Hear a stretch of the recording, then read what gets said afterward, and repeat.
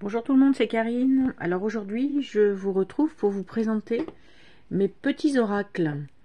J'en ai quelques-uns, voilà. Sachant que moi, j'aime bien les petits oracles, mais à condition qu'il y ait des illustrations dessus. Sinon, que des phrases, comme beaucoup sortent, ça me parle moins. Donc je préfère quand il y a des illustrations. Donc je vais commencer tout de suite. Le petit oracle de magie d'Ève Corrigan. Bon, celui-là, je pense que beaucoup le connaissent. Il y a un petit guide.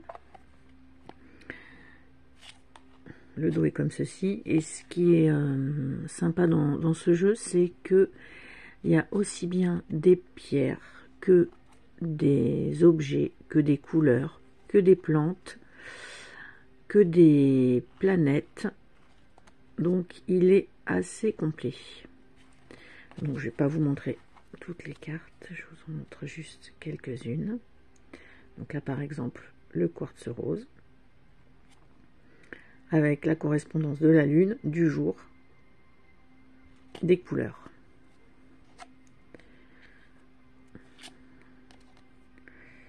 L'eau, planète, donc Vénus, le violet, le rose,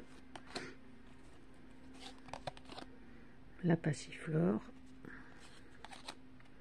la marjolaine, la tourmaline, voilà. Voilà un petit peu comme il se présente. Puis surtout c'est bien, c'est qu'il est en français. Parce qu'après, j'avoue que tous les autres vont être en anglais. Ensuite, j'ai celui-ci. Making Magic de Princess Moon. Alors celui-ci est sorti en français par contre. Donc ça, c'est que des symboles quoi. Alors ça va, c'est que il n'y a pas non plus grand chose à traduire. Voilà. Les cartes sont noires et donc les illustrations sont dorées.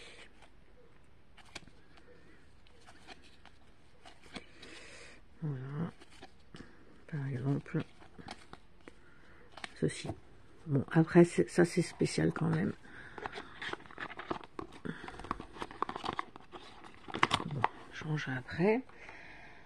Ensuite, j'avais pris, il y a déjà un petit moment, le Moon Magic de Stacey Demarco. Alors ça, c'est plutôt des photos. Alors bon, avec les photos, c'est pas ce que je préfère, mais il y en a quand même de très jolies. Puis là, comme c'était sur la lune, bon, ça m'intéressait. Mais il faut savoir que c'est pas les jeux avec des photos ou du photomontage, c'est quand même pas ce que je préfère. Donc voilà, et là derrière, donc là c'est une photo pour chaque carte différente, et puis donc derrière la lune, donc là par exemple la lune bleue, l'éclipse, et une petite phrase, un petit message. Voilà, après j'ai alors ça c'est pas un petit oracle, c'est un oracle mini, donc le Celtic Tarot. C'est le seul tarot que j'ai en mini. Parce que bon, c'est vraiment mini quand même. Donc voilà. Ouais, en plus, je crois bien, vous voyez, il est dans l'ordre. Je crois bien que je m'en suis jamais servi. Donc ça, c'était de l'Oscarabeo avec le nom des cartes en plusieurs langues. Voilà. Bon, il y a quelques nus, donc je vais pas tout montrer. Donc ça, c'était le tarot celtique version mini de chez l'Oscarabeo. Après, j'ai celui-ci. le langage des fleurs. Alors celui-là, je l'ai... Moi, je sais plus, je l'ai eu peut-être cet été. Bon, je vais pas tout vous montrer. Alors celui-là, il est vraiment super joli.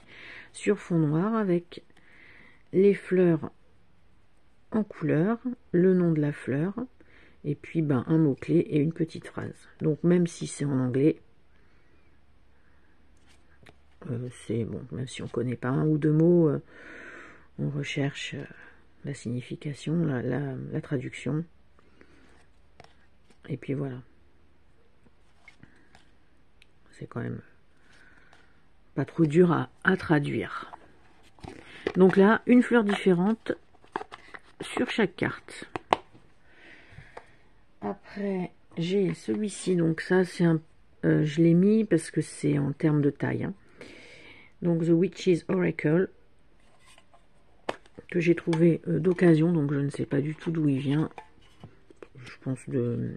C'est quelqu'un qui vendait en plus que des jeux auto-publiés. Donc peut-être sur Etsy. Voilà, donc là, que des symboles. Les cartes sont derrière le doigt, comme ça, il y a un œil. Les cartes sont sympas, elles sont dans les tons violets. Et puis, ben, après, vous avez le nom de la carte à chaque fois. Il n'y a pas de guide, il n'y a rien. Voilà. La dague, le bâton, la mort.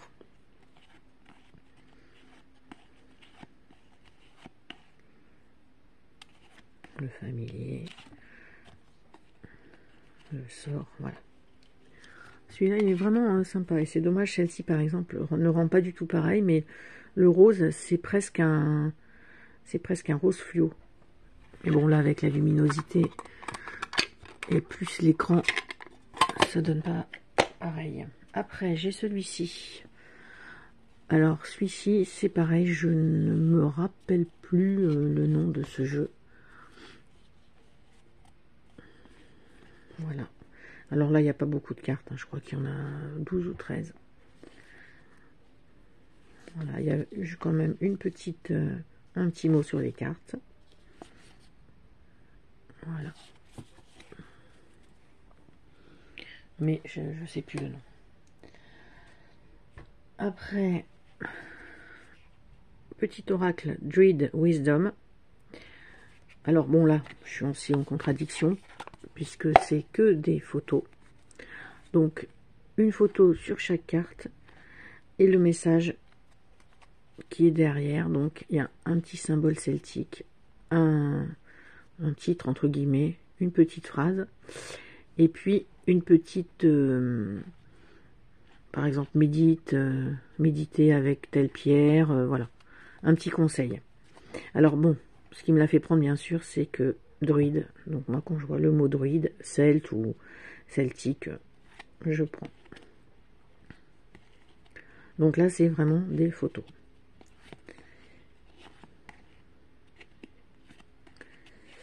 Donc je trouve que c'est, ouais, pour méditer, c'est celle-ci, j'aime beaucoup celle-ci. C'est assez sympa. Et il y a pas du tout, ou sur une ou deux photos d'humains, mais sinon c'est que des paysages. Donc en ce moment, j'avoue qu'en plus j'aime beaucoup les jeux nature en ce moment, et notamment paysages. Donc ça tombe bien.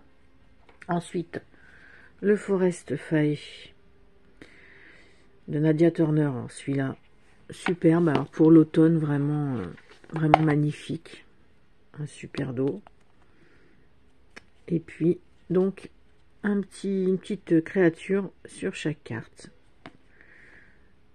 Très féerique. Un mandragore, celui-là, j'adore. Voilà. Ça fait aussi un petit moment que je l'ai maintenant. Mais celui-là, il est superbe. Et puis, la Valon Magic. Voilà. Que j'ai aussi...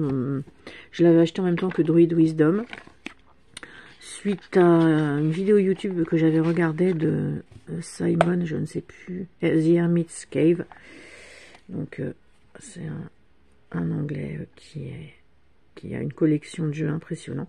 Et il avait fait une vidéo sur justement des petits oracles et il avait présenté Avalon Magic et Druid Wisdom. Dès que j'ai eu fini la vidéo, je les ai commandés tout de suite. Voilà. Et voilà. Et là derrière, vous avez donc la petite phrase, la petite guidance, le petit message en anglais. Voilà.